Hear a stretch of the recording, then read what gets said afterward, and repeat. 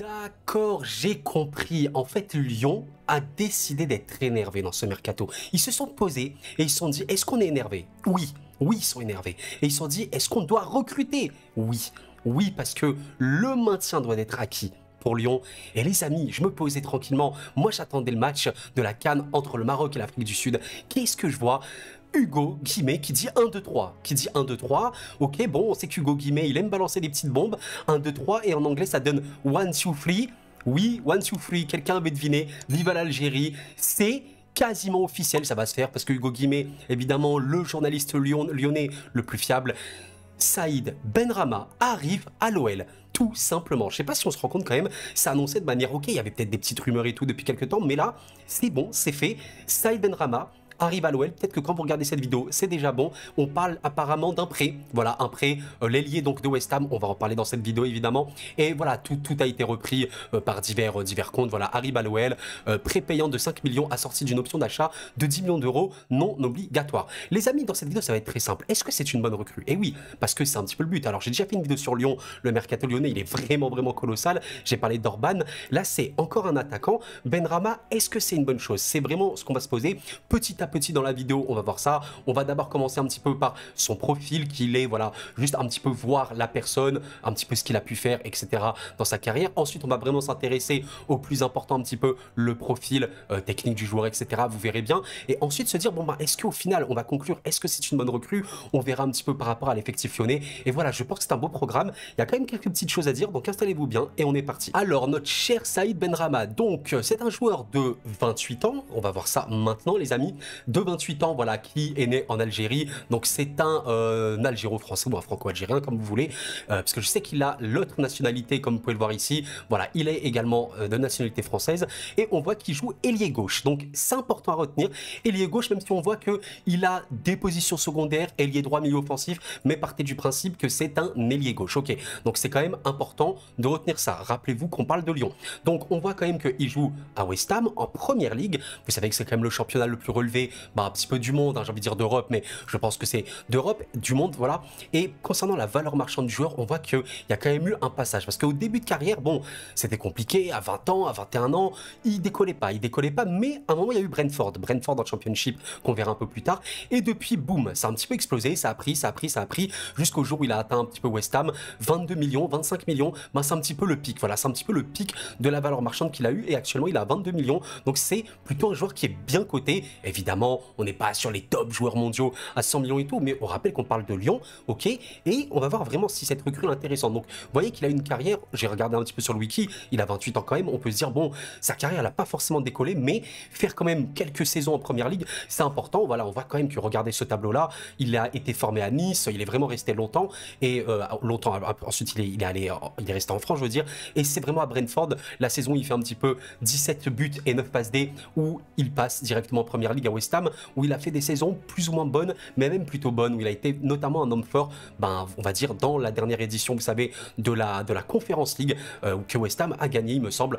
Donc voilà, c'était vraiment un homme très important de West Ham. Alors, ce qui nous intéresse vraiment, c'est de comprendre un petit peu quel est le profil du joueur. Et je rappelle quelque chose, les statistiques papier, ce sont des statistiques papier. Ce qui est compliqué avec un joueur comme Benrahma, c'est qu'il faut le voir jouer.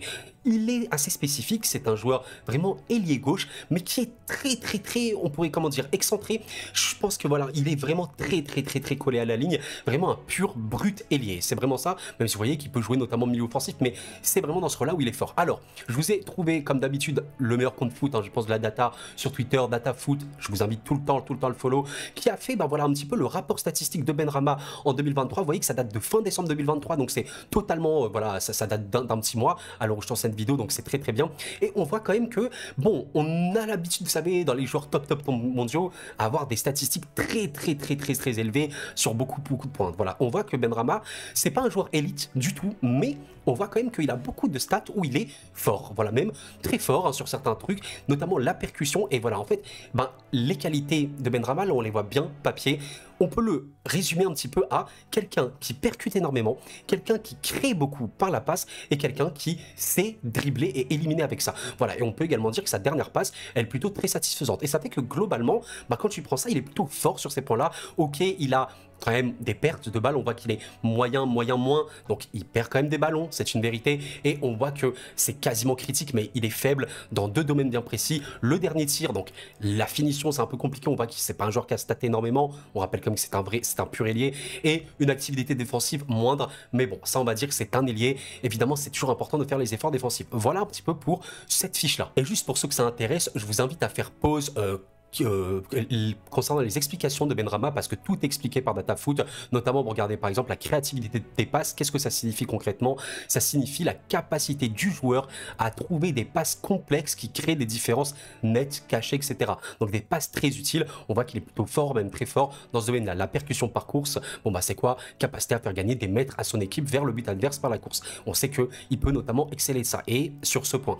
Et on rappelle que c'est sur l'ensemble de l'année 2023. Donc c'est un échantillon qui est bien, qui est gros, et voilà. Et on sait que c'est pas non plus un joueur, j'ai oublié de le préciser, qui joue tous les matchs titulaires avec West Ham. Bon, on voit que cette saison, le 11 de départ, il est pas vraiment tout le temps titulaire, même en fait, il est titulaire genre un quart du temps. C'est pour ça que notamment il est prêté, et à Lyon, on verra qu'il peut totalement se relancer. Voilà, donc j'ai également trouvé un petit peu sur Football Ref, vous savez, un petit peu le site très référencé, gratuit hein, pour la data. Alors, l'échantillon n'est pas très élevé, 1942 minutes, c'est pas idéal. J'ai quand même décidé de vous le montrer parce que on peut quand même remarquer que ça c'est corrélé un petit peu avec les stats de DataFoot sur certains points, notamment bon, bah, comme on l'a vu au niveau de la créativité. On voit que dans les types de passes, c'est globalement pas très bon. Je rappelle quand même que c'est pas un échantillon très gros, et on sait qu'il n'est pas forcément dans la phase de sa vie pour l'instant, mais on voit que les passes en profondeur, c'est quand même un truc où il est très bon. Pour le coup, il en fait vraiment beaucoup. Et j'ai également trouvé un truc qui pourrait un petit peu indiquer qu'il a une qualité de passe qui est bonne.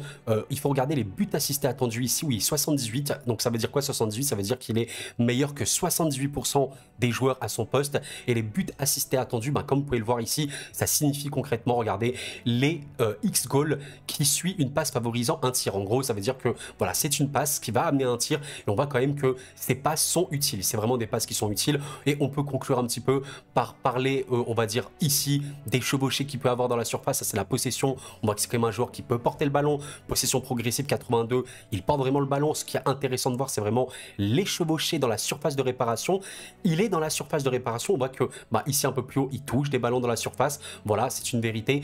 Et c'est les chevauchés, c'est-à-dire les courses. Hein. Les courses, voilà, comme vous pouvez le voir, des 16 mètres 50.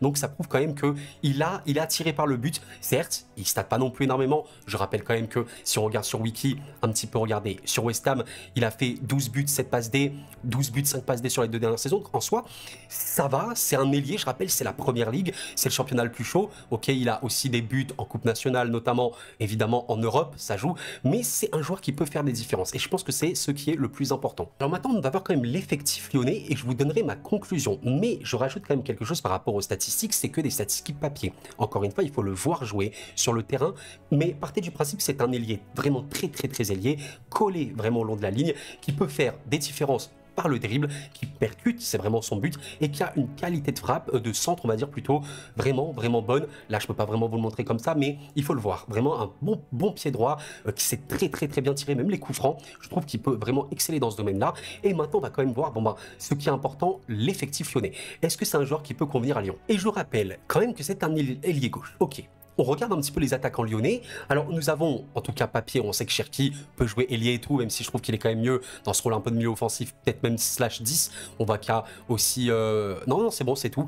Mais voilà, on regarde un petit peu les attaquants. On a Noama, Fofana, ok, Orban, Lacazette et Mama Baldé, bon, qui est un petit peu, je vais pas dire un indésirable, mais pas loin. Du coup, truc très intéressant, les recrues lyonnaises, sur ce mercato en tout cas, on a eu quand même du Fofana, du Orban, qui pour moi peuvent être des plus-values très intéressantes au vu du potentiel jeunesse de ces joueurs-là.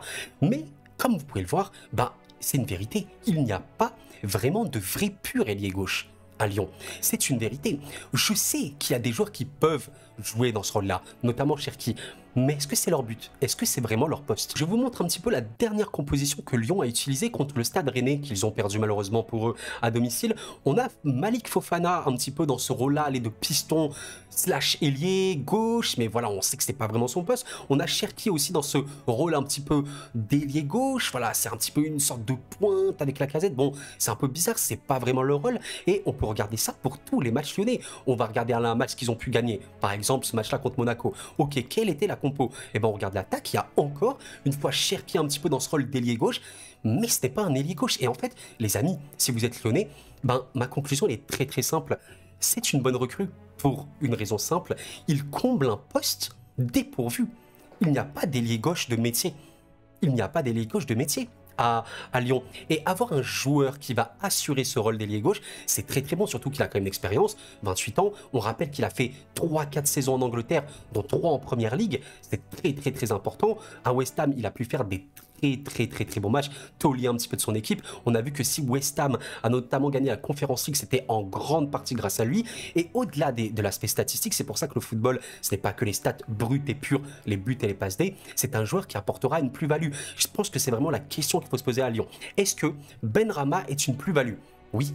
Oui, c'est une plus-value. Il n'y a pas d'ailier gauche à Lyon. Il faut ce joueur-là percutant qui peut vraiment apporter un danger à gauche. Et tu sais qu'il est fiable, mais tu as tout. Tu as tout, et cette expérience-là, il a là. Et c'est super bien, voilà, on a vu que le joueur a quelques défauts, voilà, il faut le dire quand même, l'activité défensive, elle n'est pas exceptionnelle, le dernier tir, c'est pas la finition du siècle, mais globalement, c'est un bon, voire un très bon joueur de football, qui apportera largement son expérience à Lyon. Il est su passer par la France, on l'a vu. Et voilà, honnêtement, c'est une vraie bonne recrue. Je ne pense pas que c'est une recrue game changer un petit peu comme Orban, mais Orban c'est spécial parce que la Casette peut toujours performer, même si c'est un peu plus compliqué cette saison. Par contre, je pense que c'est une recrue qui peut s'avérer très précieuse, qu'on attend peut-être pas forcément, mais là, il va arriver et vous allez voir que rapidement, il pourra apporter des résultats à Lyon. Même si évidemment, je considère que Lyon a aussi un problème au milieu et en défense, il faut quand même recruter un défenseur central, je pense. Mais voilà, honnêtement, les amis, c'est bien, c'est bien. Bref, les amis, c'est fini pour cette courte analyse. J'espère que vous l'avez apprécié. Si c'est le cas, vous savez ce que vous faites. Le petit pouce bleu, ça m'aide et ça me fait grandement plaisir. Et abonnez-vous. Tranquillement, on parle de beaucoup de choses sur cette chaîne. Là, je voulais vraiment évoquer le mercato lyonnais parce que il se passe beaucoup de choses. Et arriver à choper un joueur qui est quand même international. On sait qu'il s'est passé quelques problèmes avec la sélection algérienne, mais un international, un joueur qui a eu une grosse expérience en Première Ligue, qui a été un taulier d'un club important de PL. Ben, franchement, Lyon gère, honnêtement, je suis pas du tout supporter lyonnais comme vous pouvez le voir, vous avez mon maillot du PSG derrière, je suis pas du tout supporter lyonnais, mais je vois ça, je me dis ok, vraiment, et franchement regardez, prêt payant 5 millions d'euros, option d'achat 10 millions non obligatoires, t'as pas de risque en fait, t'as pas de risque, c'est ça qui est trop bien, le transfert n'est pas du tout risqué. Si ça se passe pas bien, il repart à West Ham, 5 millions c'est pas très cher, voilà, même pour Lyon. Honnêtement, bravo, il faut le dire. Lyon, quand ils font des choses mal, tout le monde le dit, mais quand ils font des choses bien, il faut le dire également. Et le mercato lyonnais, peut-être qu'il n'est pas complet dans tout, parce qu'offensivement, ça s'est vraiment bien renforcé, je trouve. Il manque quand même défensivement et au milieu, mais il y a une vérité, ça a bossé. Ça a bossé. Et juste pour ça, bravo. Peut-être que Benrahma sera l'histoire un petit peu de la saison, le joueur qui va apporter cette fraîcheur-là avec Orban, Fofana par exemple, et qui vont maintenir Lyon cette saison. On sait pas les amis, ce serait fou. Bref, voilà, encore une fois, merci les amis d'avoir suivi cette vidéo, merci beaucoup. On reparlera peut-être de Lyon, peut-être qu'on fera une petite conclusion, vous savez, le mercato français, quels sont les clubs qui ont le mieux travaillé. Bon, le PSG, c'était un peu ténébreux, on va dire, ce mercato-ci, mais en tout cas, Lyon est clairement parmi les meilleurs mercatos français, si ce n'est le meilleur. Voilà. Les amis, merci d'avoir suivi, c'était Koro, prenez soin de vous, et la paix sur vous.